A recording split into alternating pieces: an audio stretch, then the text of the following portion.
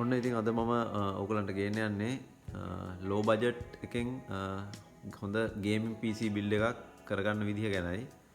ඇත්තටම මේකට සාමාන්‍යයෙන් ලක්ෂයක පමණ මුදලක් වියදම් වෙනවා. ඉතින් ලෝ බජට් කිව්වට ඉතින් ගේමින් PC බිල්ඩ් එකක් කරනවා නම් ඇත්තටම මීට වඩා විශාල මුදලක් වැය වෙනවා.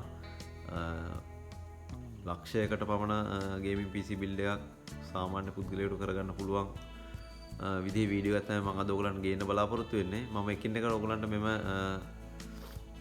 මේ PC build එක කරන components ගැන මම ඔයගලන්ට විස්තර කරන්නම්.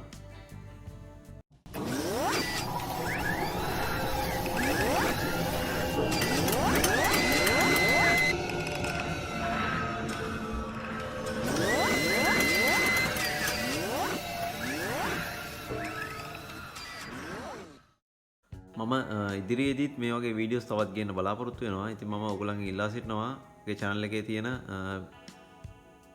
subscribe button එක සහ bell icon එක යොදා මට සහයෝගය දක්වන ලෙසට ඒ වගේම මගේ මෙම වීඩියෝ එකට like එකක් දීලා මට සහයෝගය පළ කරන ලෙසත් මම ඔයගලන්ගෙන් ඉල්ලා සිටිනවා.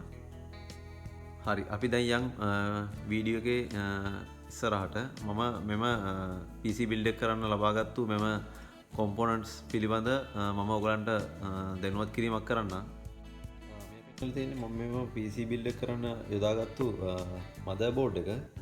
මේක Gigabyte B460M Aorus Pro කියන motherboard එක තමයි මම මේ සඳහා යොදාගත්තේ.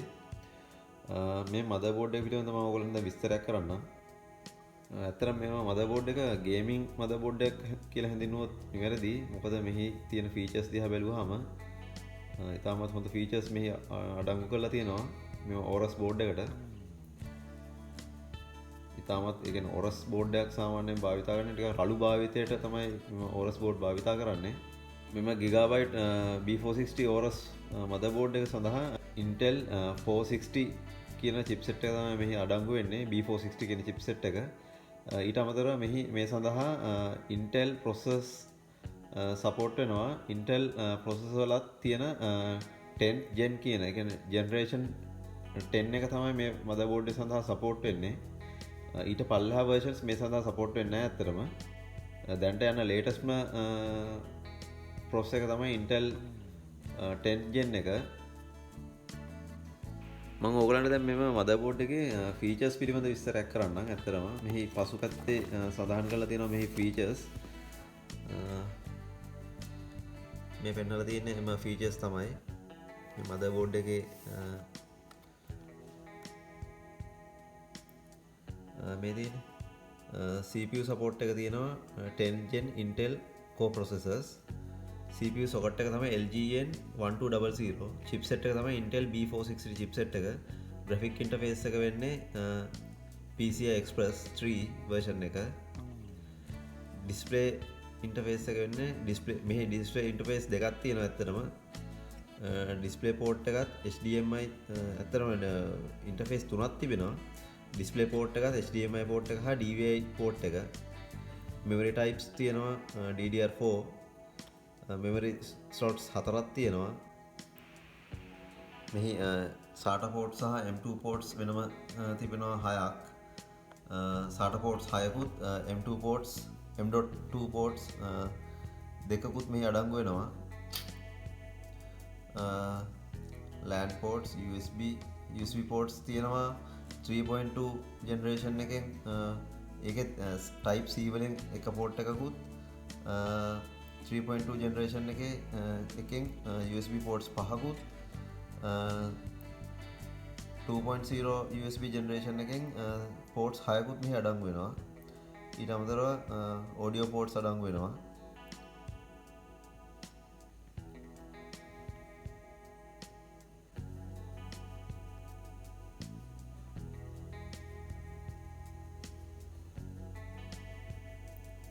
ඇත්තටම හොඳ රළු භාවිතයට හොඳ motherboard එකක් තමයි මේක. හොඳ metal heat sink එහෙම යොදලා තමයි මේක ඇත්තටම මේ board එක design කරලා තියෙන්නේ. ඔයගලන්ට පේනවා ඇති.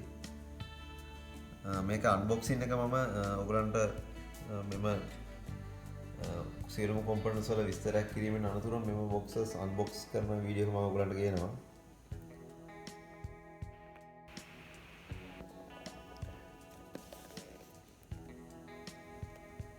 මේ වෙන්නලා තින්නේ මෙහි විස්තරයක් i5 10400 මොඩල් නම්බර් එක. මෙම මෙහි කෝස් 6ක් අඩංගු වෙනවා. එහි එක කෝකකින් 2.9 GHz වේගයක් ලබා ගැනීමේ හැකියාව තිබුණා. ඊට අමතරව 12 MB කෑෂ් එකක් අන්තර්ගත වෙනවා මෙහි. තාමත් හොඳ ප්‍රොසෙසර් එකක් තමයි දැන්ට තියෙන. මෙහි කෝස් i5 කියන ප්‍රොසෙසරේ කෝස් 6කින් තමයි නිර්මාණය කරලා තියෙන්නේ මෙම Intel සමාගම. ඊට අමතරව මෙහි threads 12ක threads භාවිතයක් කිරීමේ හැකියාව ඊට අමතරව මෙහි තිබෙනවා.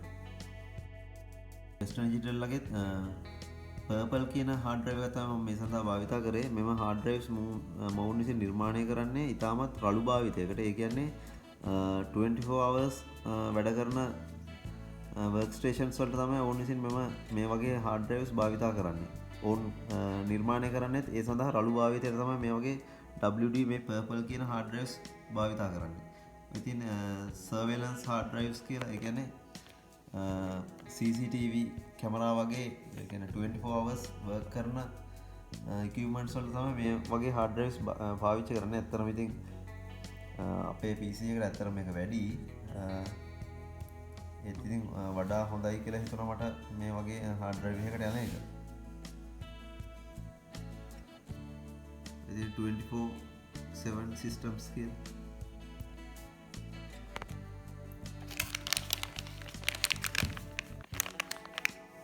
මේ SATA port එක තමයි අඩංගු වෙන්නේ. SATA වර්ගයේ hard drive එකක් මේක.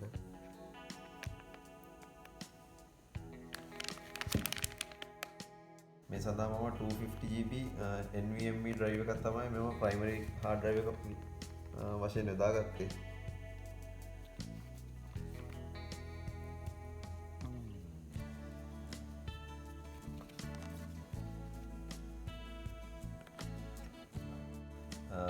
ඇත්තම දැන්ට තියෙන ලේටස්ම ටෙක්නෝලොජිය තමයි මෙම SSDs වලත් M.2 NVMe කියන drives. ඇත්තට මේක ස්පීඩ් එක අතින් බැලුවොත් අපේ normal තියෙන මේ hard drive එකකට සමාන කිරීමේ කිසිම හැකියාවක් නැහැ. මේ ස්පීඩ් එක ඒ තරම් අධික ස්පීඩ් එකක් මෙහි අන්තර්ගත වෙනවා. ඔයගොල්ලන්ට මම මේ පෙන්වන්න තියෙන hard drive එකේ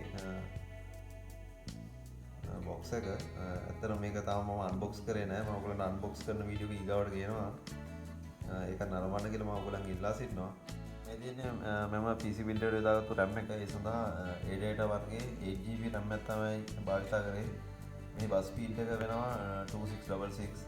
බස් ස්පීඩ් එක අන්තර්ගත වෙනවා DDR4 වර්ගයේ RAM එකක්.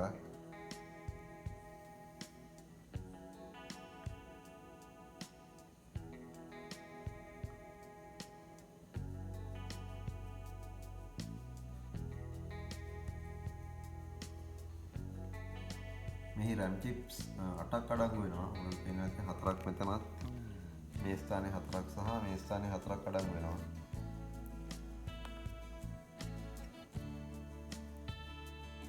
මේ පෙන්වලා තින්නේ මගේ PC builder එකේ දාගත්තු කේසින් එක. මේක ඇත්තටම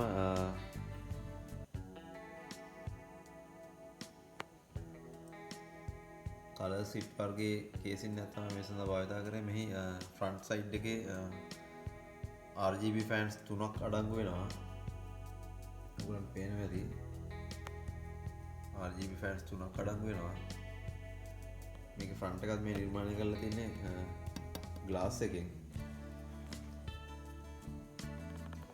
මේ ඉහළ අන්තර්ගත වෙනවා පවර් බටන් එකත්, hard drive සහ power LED එකත්, LED control switch එක සහ reset switch එකත්, speaker mic ports උත්, USB 2.0 ports දෙකකුත්, USB 3.0 ports එකකුත් අන්තර්ගත වෙනවා. මෙහි ඉහළ fans සම්බන්ධ කිරීමේ හැකියාවක් වුණත් ඕනනම් තියෙනවා. ඇතුල් පැත්තෙන් ඉහළට exhaust කිරීමේ හැකියාව තිබෙනවා fan සම්බන්ධ කර මෙහි මේ ඇතුළත සිසිල් කිරීමට. මෙහි පැත්තරත් යොදලා තියෙන්නේ ග්ලාස් එකක් ඔවුන් විසින්. එමගින් මෙහි ඇතුළත ක්‍රියාවට හොඳින් බලාගැනීමේ හැකියාව තිබෙනවා. මේ සඳහා 550 වොට්ස් වර්ගයේ පවර් සප්ලයි එකක් යොදා තිබෙනවා.